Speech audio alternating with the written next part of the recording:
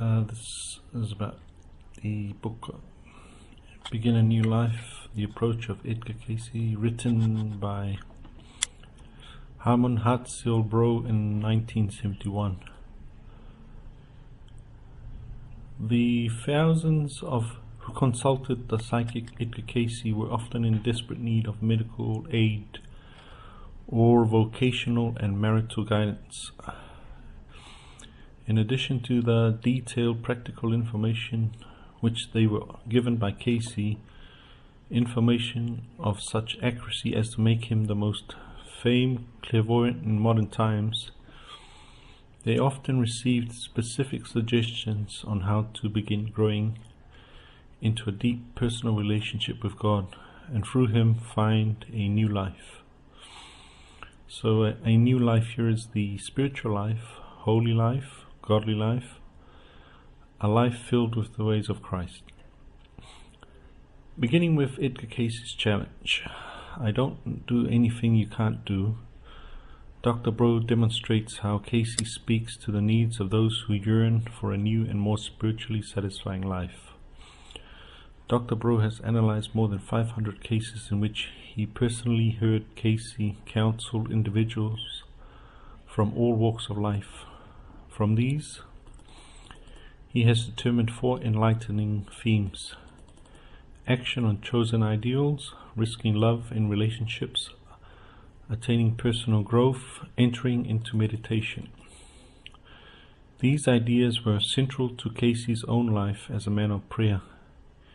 Each theme is illustrated with quotes from Cayce's biblically oriented counseling. There is a full chapter devoted to an analysis of Cayce's religious faith as personal and practical mysticism. Dr. Bro finds that Cayce's conception of God is radically secular, so that's meaning not limited to religious life only, or not limited to a monastic or other order.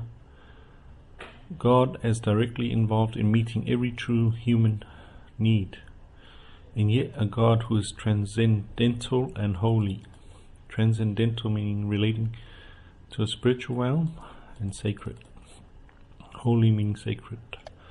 The result is a devotional book not simply for those under stress, but for any person who longs for what Cayce called the closer walk with him. Harmon Hartzell-Bro is a specialist in the history and psychology of religions. He is the author of Dreams in the Life of Prayer. This book is a new ray of light revealing unexplored depths of meaning in the extraordinary Cayce story. Reading it is an adventure of the soul, by Will Elsler. Other books by the same author: Edgar Cayce on Dreams, Edgar Cayce on Religion and Psychic Experience, Dreams in the Life of Prayer, High Play, Turning On Without Drugs. So this book is dedicated to Hugh Lynn Cayce, who made possible the preparation of this book and made believable by the quality of his life as colleague for 25 years, the way of growth which this book describes. And the contents of this book: Part 1, A Search for God. 1, Absurd Grace, Edgar Cayce's challenge. Chapter 2, Pain and Prayer, Edgar Cayce's personal mysticism. Chapter 3, Friends of God, the biblical psychology of the Cayce Council.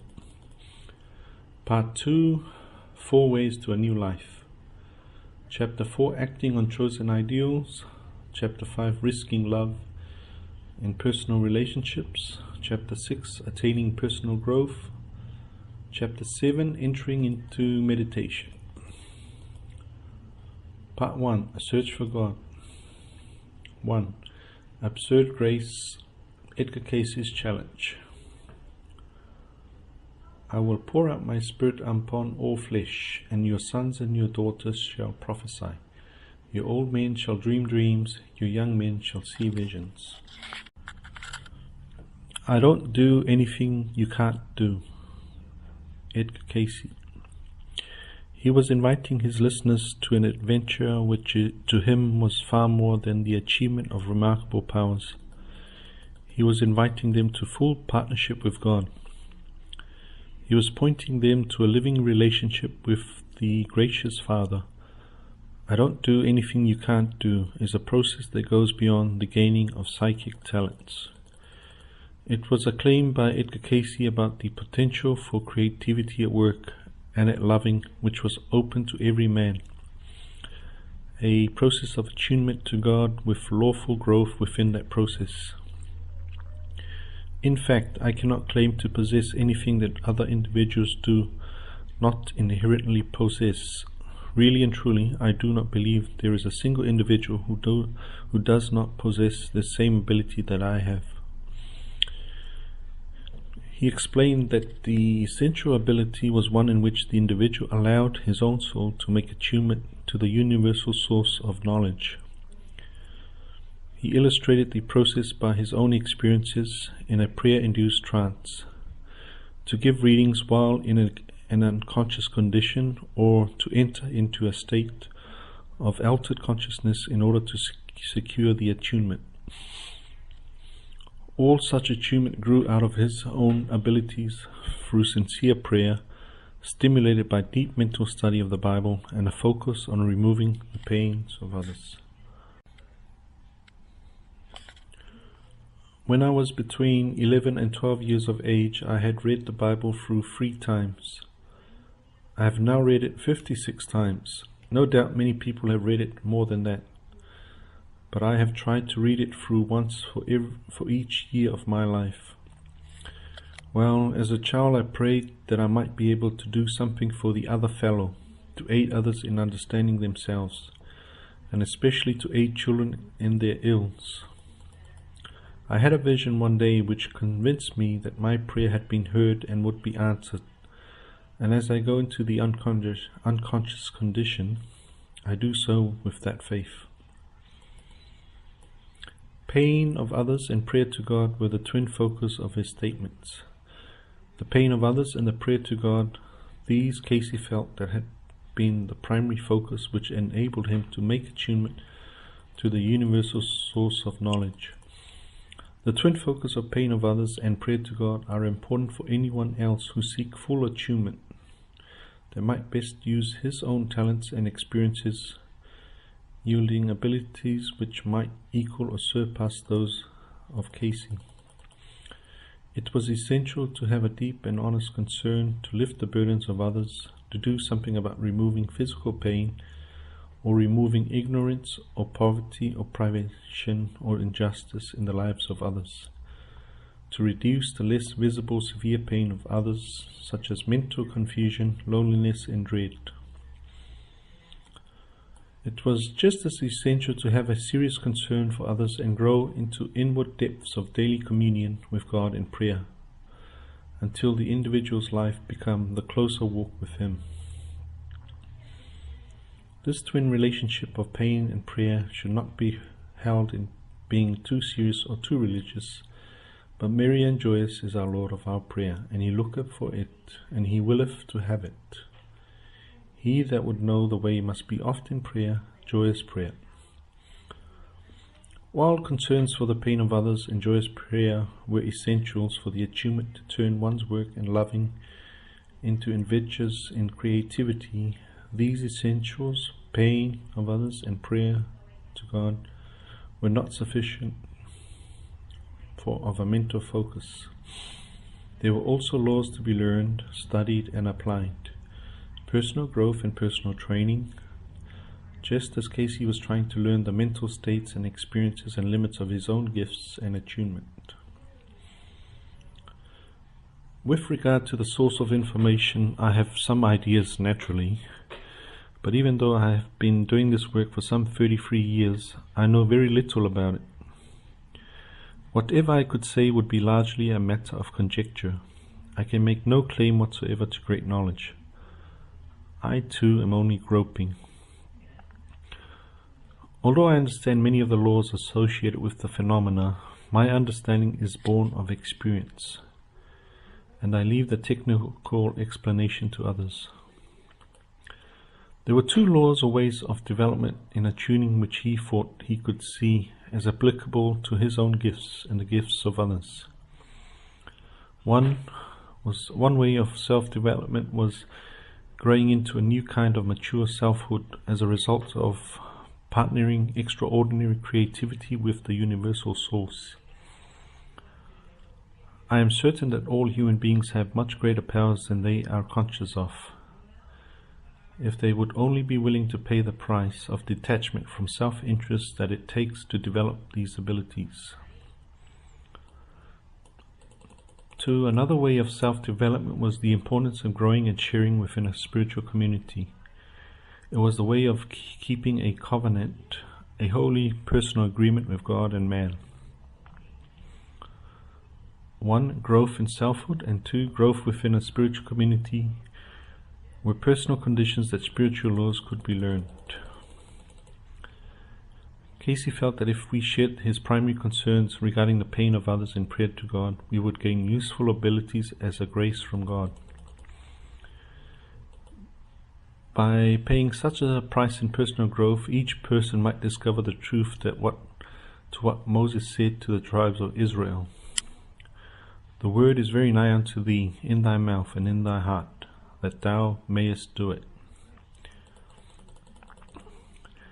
Cayce's trance state was in technical respects nearer to death coma than it was to more familiar hypnotic states. That Edgar Cayce could enter into this death coma state and discuss intelligently with specialists regarding every branch of medicine, and with specialists in areas of business and industry and technology, as well as of psychology and sociology, philosophy and history, was in itself staggering and incomprehensible. Cayce entranced used advanced conceptual skills and linguistic skills and expressional ability. In the field of medicine, Cayce could speak the obscure technical name for a muscle or nerve or ailment of the body. He could also supply needed data about its functions in the body of a person who was ill. Typically, he was asked to use his inspectional ability to describe the symptoms and then to diagnose the ailments of people he had never seen, frequently hundreds of miles away from him. In the field of medicine, Cayce's abilities appeared to extend further than terminological skill, inspectional skill, and theoretical skill. His ability stretched into prescriptional skill, in which he gave a full treatment for those whom he inspected. Because his intent was always total rebuilding of the person, rather than relieving the patient's current symptoms, his total treatment programs were thorough and complex. His treatment programs employed combinations of drugs, surgery, diet, physiotherapy, electrotherapy, exercises, individual and group psychotherapy, even intercessory prayer. 2 more medical skills flowed through the mind and words of the trance-sleeping Cayce. One of these skills was his instant locator service. Time after time, the prayer-attuned Cayce referred his patients, in whatever part of the country, to the pharmacy or manufacturer who could supply them most quickly with the drugs which they needed, or the few best specialists in the country on their ailments, or to the treatment center nearest them which offered the therapy which they required. He could also apply evaluation skills to whatever locator service found for him. He did his evaluating judiciously. His abilities at locating and evaluating were not omniscient, that is, to know everything, however, were dependable in principle. Cayce's full range of medical skills, conceptual, mental ideas, and linguistic language use, inspectional, examination, and diagnostic, analyzing, theoretical, theory, and prescriptional, remedy, locator, finding, and evaluational judging, made his claim, "I don't do anything you can't do," seem far-fetched. Cayce appeared to be able to employ the same kinds of skills to non-medical issues, such as problems in vocational guidance, in marital reconciliation, in child-rearing, in business pricing, in electrical engineering, in assessing earthquake and weather patterns around the globe, in psychotherapy, in political action within the economy and leadership groupings of a specific country, in locating deposits of petroleum and minerals, in reconstructing periods of history and prehistory, in explaining agricultural trends, and much more. Cayce was not just helping others, but helping others to help themselves. Quoting and paraphrasing Jesus, when put on the spot by someone who wanted Cayce to take the responsibility for a difficult decision in his life, Cayce's information sometimes responded, "Who made me a judge over my fellow man?" Then added, "This answer may not be given from here, but must ever be decided from within the heart and soul of the person himself." Cayce invited others not only to develop and use their skills, but also to have infectious love for others. Cayce invited his listeners to participate in a process of attunement to the divine by focusing on the pain of others in prayer to God, developing in selfhood and covenant with God. He also suggested a specific process of receiving guidance and aid. He also suggested growing in the grace-filled use of altered states of consciousness. Would you be willing, even once a year, to put aside to pass out entirely from your own personality?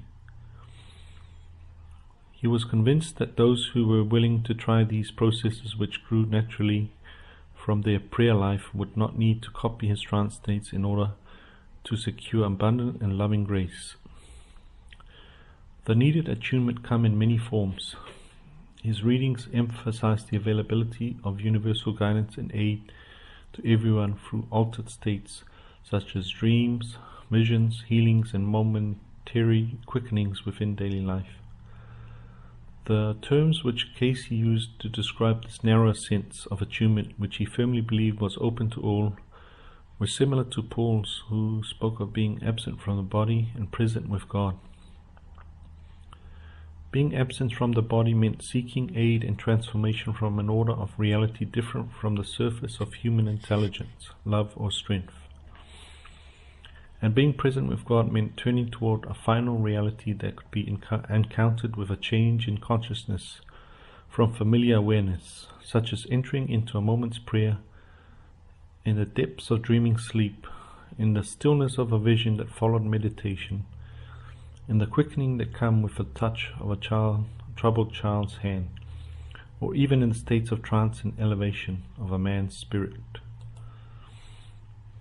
Each of which Cayce thought he could readily trace in the biblical record. Cayce spoke from personal experience when he turned to altered states of consciousness. They might yield to anyone abilities which were in substance the same as his trances. He had found his way into a variety of altered states and stages as though he knew them intuitively. Cayce correctly sensed how to put himself under deep hypnosis after an expert had hypnotized him. He found his own way into deeper levels of mystical prayer, which in turn opened for him the way to life-transforming visions at a number of points in his life. Reading the Bible seemed to awaken in him an expectancy like that in recalling a beloved memory for such events. He found his way into an altered state nearer to everyday consciousness, which allowed him to see those helpful patterns of color around his friends and associates, which psychics call auras. He learned that he could help to heal himself from critical illnesses by prayerfully entering a state which he did not understand, but knew that he could trust. Cayce learned to attune himself quickly while wide awake to the troubles and joys and needs of those whom he loved, through processes which others call telepathy, but which he felt were never far from the prayer state which he early learned to call upon in order to sleep on books and awaken with their entire contents seemingly photographed on his mind. And he found that such spontaneous contacts with people close to him through altered states did not always seem broken by death of the person to whom he reached. With this wealth of personal experiences in altered awareness, backed by biblical accounts which seemed to him similar, and enriched by exchanges with both investigators and other gifted subjects. Cayce did not find it strange that his readings urged others to seek attunement in daily life, not through dissociated states, but through states of deep absorption entered through prayer. To back up his claim that his experiences were not out of the reach of others, both in a general process of heightened effectiveness of their lives and in the specific process of heightened attunement through altered states, Cayce pointed to three kinds of evidence as he lectured or wrote letters, or just conversed with friends. Evidence 1. Often he told simple stories of how people grew into larger lives, with new capacities in both skill and love.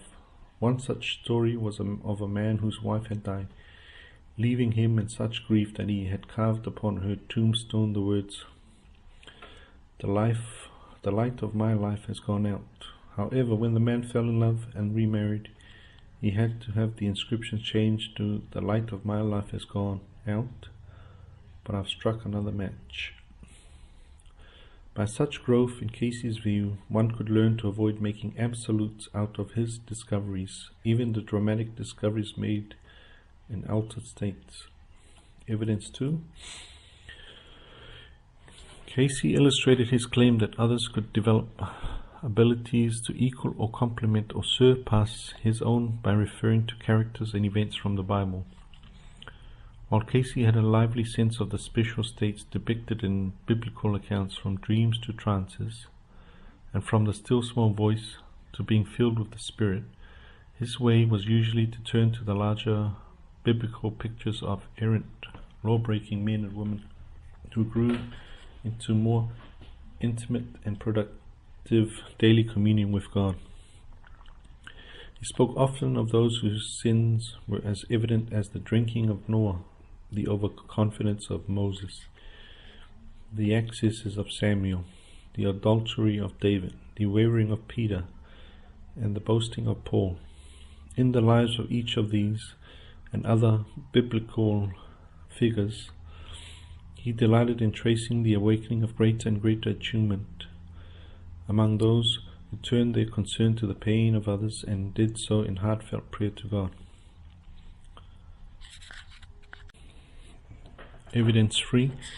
He turned to a third kind of evidence to support his claim of, I don't do anything you can't do.